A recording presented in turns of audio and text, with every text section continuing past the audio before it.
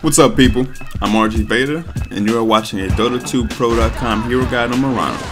This is the second weekly hero guide video that we've done, and I hope that you will enjoy it.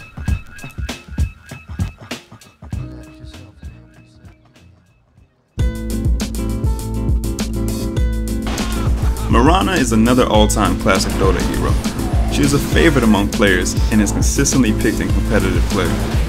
She is a ranged semi-carry with a great AoE damage spell, as well as one of the better single target stuns in the game. She also has a great skill for escaping and chasing, as well as a team invisibility spell. She is one of the few heroes that has the potential to be strong throughout the early, mid, and late game. She is extremely versatile and can fit almost any role. All of these things together combine to create one incredibly balanced and fun hero to play.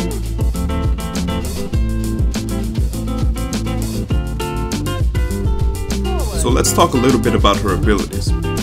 Mirana's first spell is called Starstorm, which was previously referred to as Starfall in Dota 1. Starstorm is an area of effect damage spell that at level 4 does 300 damage to every enemy unit within 625 units of Mirana. This spell is Mirana's most reliable damage spell because it's a high damage AoE spell. It is also Mirana's only farming tool and is often used to farm creeps. Starstorm also has a chance to hit one random unit twice that is within 175 units of Mirana. The second pulse will only hit for half of the spell's damage though. This means that this spell has the potential to do 450 magic damage to a single target. Because of this, in some situations you should try and position yourself next to the main target so you can get to the second pulse of Starstorm for extra damage. This spell is part of the reason why Mirana is such a threat in the early game. A non-ultimate spell that can do up to 450 damage at level 7 can really cause problems for the other team. Mirana's next spell is called Arrow. This is Mirana's most famous spell, and it is what makes her so much fun to play.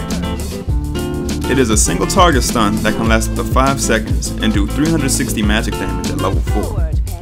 When Mirana uses this spell, she launches an arrow that will travel 3,000 units in a target direction. This spell will damage and stun the first non-allied unit it hits along the 3,000 unit path. The duration of the stun depends on how far away the unit hit is from where Mirana launched the arrow. The farther away they are from where Mirana launched the arrow, the longer the stun will be. The stun from this ability can be as low as 0.5 seconds if the enemy unit hit is very close, or it can be as long as 5 seconds if the enemy unit hit is very far away. Because of the long stun duration and range of this spell, it can come handy in quite a few situations.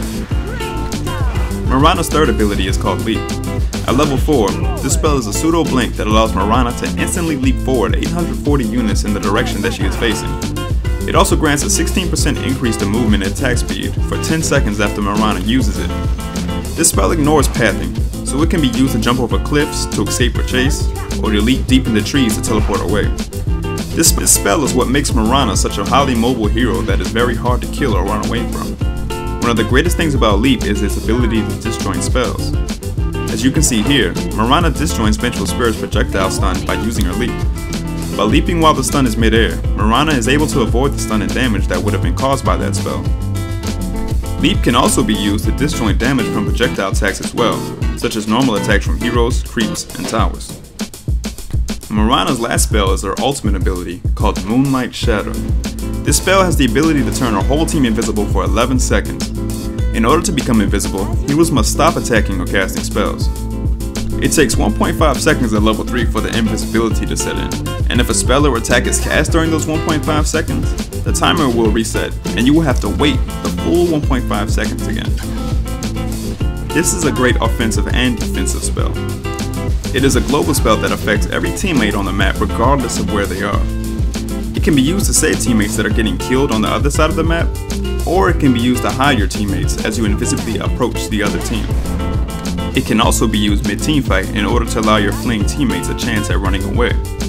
And it is very useful for getting your team past wards, especially those near Roshan, for example.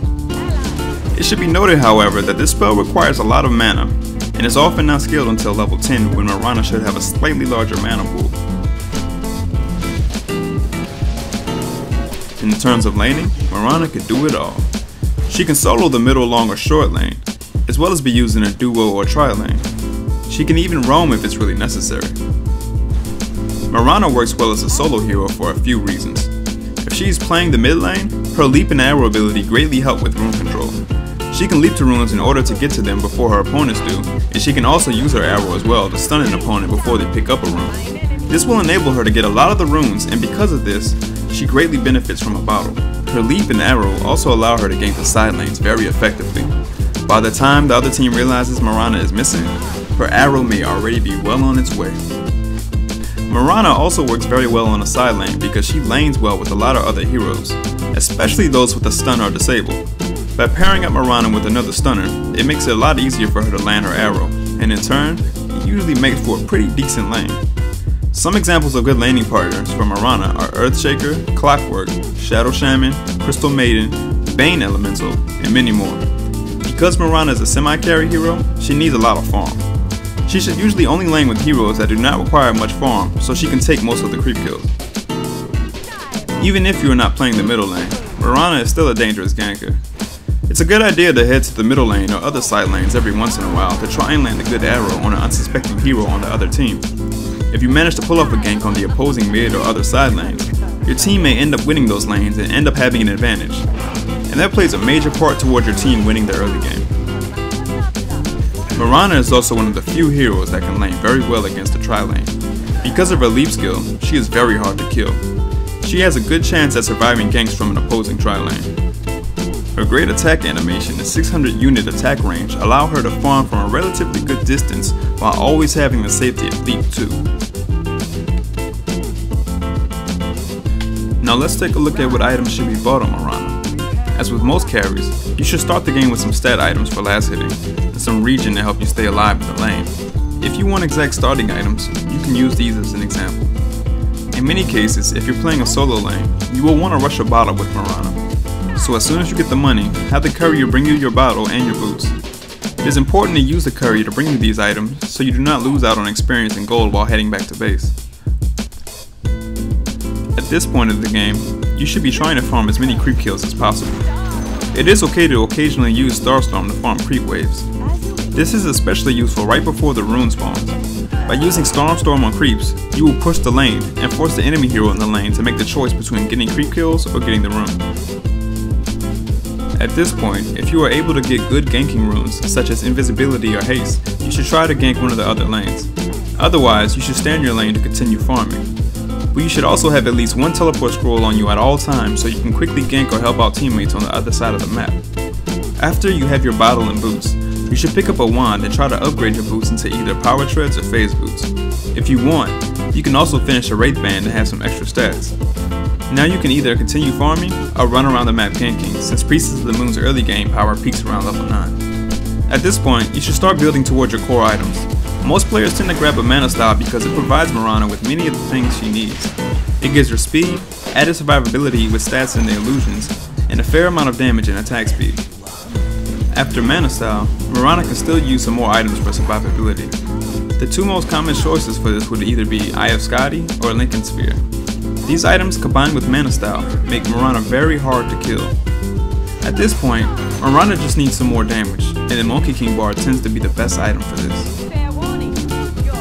If you went Lincoln Sphere and do not have an orb effect, a Stygian Desolator is also a viable option, although it is very easily counterable. The Fusel Blade is also a good item on Mirana, but it is very situational. It provides little in terms of survivability, which Mirana needs a lot of. As always, the Butterfly is a great item on agility carries, especially when there's another auto-attacking DPS hero on the other team that doesn't have a Monkey King bar. And that brings us to the end of the video. I'll wrap things up and leave you with some extra comments. Mirana is a semi-carry hero. She's very versatile and can fit almost any role. Her Starstorm is her main AoE damage ability, and it will hit one random unit that is close to Mirana twice. Starstorm can also be used as the farming tool for Mirana, and it should be used to push the lane before rune spawns if playing middle. Mirana's arrow can travel 3,000 units and stun up to 5 seconds long. The longer Mirana's arrow travels, the longer it will stun. Her arrow provides vision around it, so it can be used to scour enemies hiding in fog or even fighting Roshan. It is easier to land an arrow on someone who is running through a narrow corridor, since they have nowhere to run and dodge it. You should always click the ground when aiming Mirana's arrow, aim for where you think they will be, not where they currently are. Mirana's leap ability can be used to jump over cliffs or into trees because it ignores pathing. Be careful when leaping. You can find yourself stuck on a cliff if you leap to the wrong spot. You should also be careful of leaping into team fights. It is your only escape mechanism and you never know if you might need it to escape. You can also disjoint spells and attacks by leaping while a projectile is mid-air. Moonlight Shadow can be used to save teammates on the other side of the map, as well as to conceal your whole team for a whole number of reasons. Moonlight Shadow has a high mana cost, and it is usually not leveled until at least level 10. Mirana needs a lot of farm, so she should be either a solo lane or in a lane where she is given all of the creep kills. In general, when playing a carry, it is good to have around 100 creep kills by the 20-minute mark. Mirana is a great candidate for a bottle, and this should be picked up in many games, especially if you're playing middle. Mirana's core item tends to be Mana Style, although there are also many other options. Mana Style, like Leap, can also be used to disjoint spells. Good late game items from Mirana include Lincoln Sphere, Eye of Scotty, Monkey King Bar, Butterfly, that lightning item with a weird name, Daedalus, and many others. You can build a strong Mirana many different ways. And that, my friends, wraps up our video. Be sure to subscribe and check out DotA2Pro.com for more Dota 2 guides and coverage. Dota 2 Pro is also looking for volunteers to help with the site, so if you would like to join the team, or if you would like to suggest a hero we cover for next week's guide, stop by our forums and make a post. Thanks for watching. I'm RGveda, and I will see you again next week.